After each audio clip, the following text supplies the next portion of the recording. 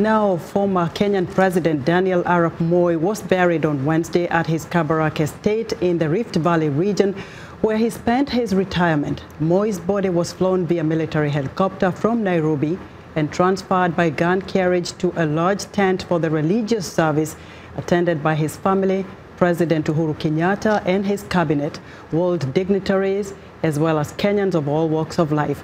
Moi ruled Kenya for 24 years and was praised for keeping the country stable, but was heavily criticized for corruption during his tenure. For more on Moi's legacy, I'm joined by Africa 54 Managing Editor Vincent Makori.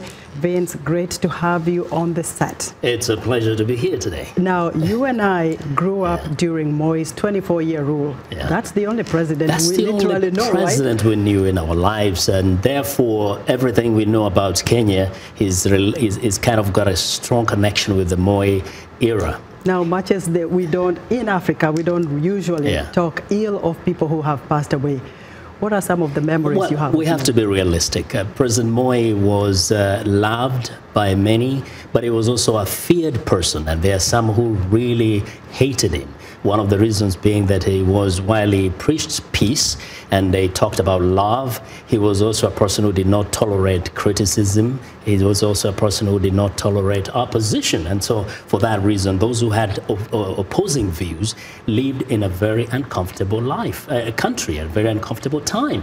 But those who loved him thought he was almost a mystic kind of human being who did amazing things. Right. Now, you and I both worked for the national broadcaster, KBC. There was only one. We had the radio and television, but we also had our surprises about last-minute changes on the news lineup. What do you remember? Yes, we had this unique honor of having to read the bulletin at 1 p.m. where the president's press unit will bring a bulletin which hires and fires cabinet members.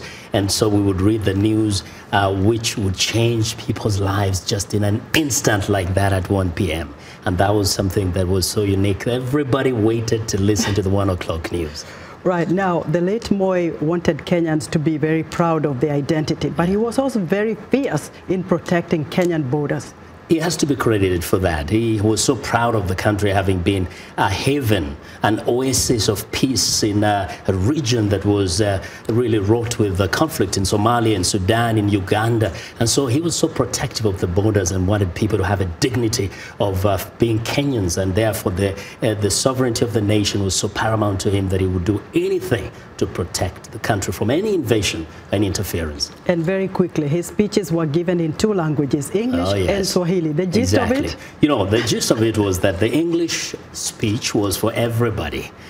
But the last part, which was said in Swahili, was meant for those who know, and mostly for the political class and some of the citizens who would understand this code language, where he could be talking about some salient issues regarding changes that might be coming, and only a few people could understand. So that was very, very characteristic of him. He would speak in English and then say, now, let me speak in Swahili about a few matters. And those things moved there were political changes, and it was tough time. Well, we remember him. Thank you so much, Vincent, for talking to us about this. It's a delight. It's a delight. Moi, tough, but also had a great sense of humor. Vincent Makori is Africa 54's managing editor.